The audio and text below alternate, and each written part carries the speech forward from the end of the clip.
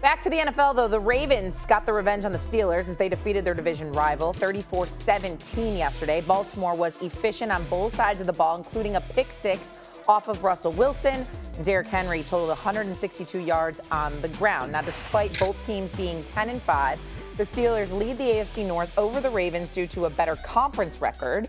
Pittsburgh, who will face the Chiefs on Christmas, and the Bengals in Week 18 can still clinch the division with wins in each of those games. Baltimore, meanwhile, can clinch the AFC North with wins over Houston on Christmas and then Cleveland in Week 18 and one Pittsburgh loss. It all gets a little bit confusing, but nonetheless, Shannon, going to you first here.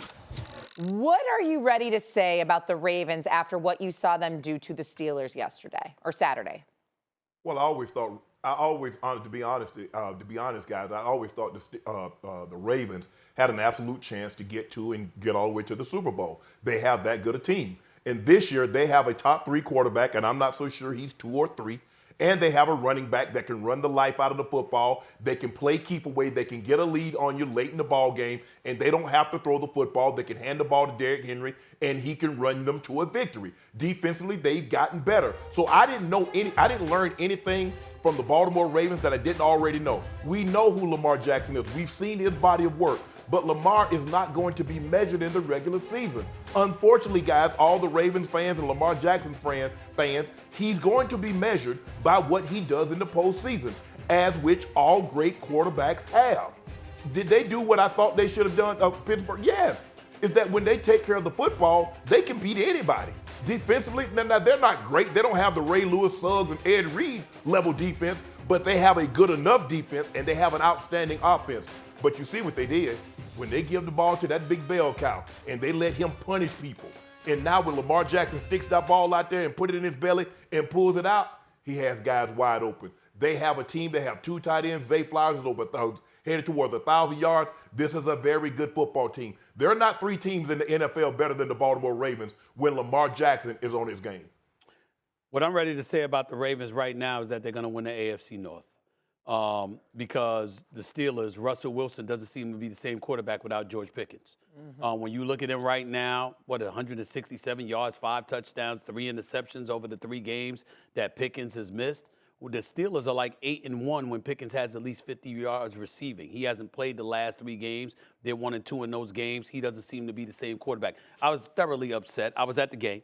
All right, I was a guest of Governor Westmore of Maryland. I was thoroughly enjoying myself until, Westmore really, he's one of those, he's a true Ravens fan. When you're the governor, you're supposed to be a little bit more impartial. He don't give a damn about that. There he is. It's all Ravens, and he was popping junk the whole day.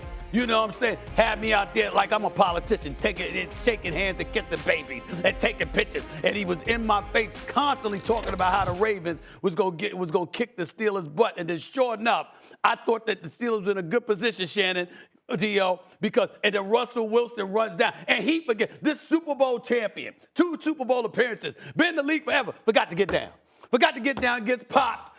After a long run, gets popped at like the 5-yard line, or fumbles the damn ball when the Steelers are about to go in there, okay? I mean, this is the kind of stuff that just drives me nuts because you got to play damn near perfect football when you don't have one of your premier weapons like the Steelers did not have in Pickens, but it didn't end up having, look at that, 3-yard, damn it. I mean, it happens, though. It happens. But in the end, game, change momentum.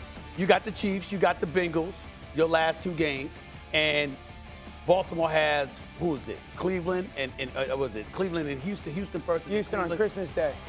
Yeah, Baltimore Ravens gonna end up winning the AFC North, and the Steelers gonna end up being a wild card team. That's just the situation. Yeah, I think my biggest question is why did you go to the game looking like A.J. McLean from the Backstreet Boys? Yo, bro, I don't give a damn how I look. It was freezing. It was freezing. Why you go to the game looking like that? Out there in the field. Well, listen. Why you look like A.J. McLean from the Backstreet Boys? Stop that reference, though. That reference. I don't know about the Backstreet. I don't know about the Backstreet. He like the suede. That's exactly. I thought I was. You like that suede, Stephen A. You had on. He just jealous. He just jealous, Shannon. He just jealous. He can't rock it like that. Orange tint glasses. No. I was looking kind of smooth, if I should say so myself. But it was freezing out there. It was very cold. All right. Don't do that. And I had a good time. And the suite was warm. It was some heaters up in there and the whole bit, so it was cold. Is that a Carhartt jacket?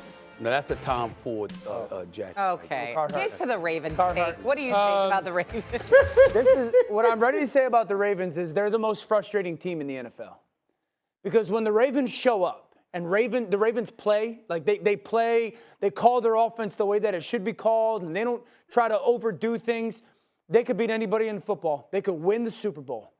And if sometimes they don't show up, sometimes Lamar tries to do too much, sometimes Lamar plays a different style, they run the ball 2 times and a half, and they think they got to throw it every play, they can lose to anybody in the playoffs. And that's why they're so frustrating, because sometimes we overcomplicate football in the way we talk about it. If they overcomplicate things, they can lose in the first round. They can win the division and lose in the first round. And if they don't overcomplicate things and they just don't try to overcomplicate ball and just simply say, we got the best quarterback or one of them, and Derrick Henry, we're just going to go play, they could go win the whole thing in New Orleans. And that's why they're such a frustrating football team. That's what I'm ready to say about them. I agree with Stephen A. I think they're going to win the division. I think it's very clear that their defense is becoming better. Wiggins being on the field is a big deal for their football team. It allows Marlon to play inside. They're a very good football team if they show up. If they don't, they can lose. You look at Derrick Henry, who's going to rush for over 1,800 yards. You got 2 tight ends in Mark Andrews and Likely. You got Zay Flowers. You got Bateman. You got weapons. There are not very many teams, especially in the AFC, that can match them talent for talent on the offensive side of football. Tell me one team in the AFC that can say, okay, we got a running back to go with Derrick Henry. We got 2 tight ends that can take off yards. Y'all got Zay Flowers, okay, we got X, Y. No other team in the AFC, not Kansas City, not Buffalo, has the firepower in which the Baltimore Ravens have. The problem that they run into, like you said, Dio, they're like, nah, we good. We're going to give D. Henry the ball 5 times and a half and see if he can get 150 yards on 5 carries. No. You see what happened yesterday? Lamar had 15 completions. They ran the ball 24 times. They only threw it 23 times. When they give him, he's a bell cow back. The more you give him the ball, the stronger he gets, and the better your play action is going to work. The Baltimore Ravens, like you said, Dio, when they play and not overthink it, they held the beat. Hold on for a second. I got to pause Shannon. I got to pause Shannon about something. You know, Shannon, go ahead. I mean, who you rooting for, man? I mean, is it Baltimore or Denver? I mean, which one is it? I got to make, because his momentum flows, you know. I got to make sure that I pin him down before the playoffs begin. Denver. You ain't got to pin me down, Stephen A. Everybody know I'm blue and orange, diehard. I love the Ravens, and as long as they're not playing the Broncos, I'm going to root for the Ravens. But it ain't no misunderstanding of who Shannon's for. I am diehard through and through. I'm blue and orange. Follow. So 95% of what I got in me is blue and orange. The other is purple and black. Okay, that's fair. I got to admit, though, you know, I was in Denver. You know, when I was in Denver with Shannon, you know, it was like, you know, that was a la carte treatment right there. I mean, he is a special dude in the city of Denver. He's a Hall of Famer. He is. Yeah. I'm just saying. I'm just saying. I mean, they rolled out the red carpet for the brother. I didn't have to wait for no reservations or nothing. I ain't had to get no private area, whatever. They took care of me. All because I was with Shannon. If I had spent 12 years in Baltimore and 2 years in Denver, it would be the flip. But when you play 14, you spend 12 one place and 2 in the other. But I do, you know, we did do something special in Baltimore back in 2000. Okay.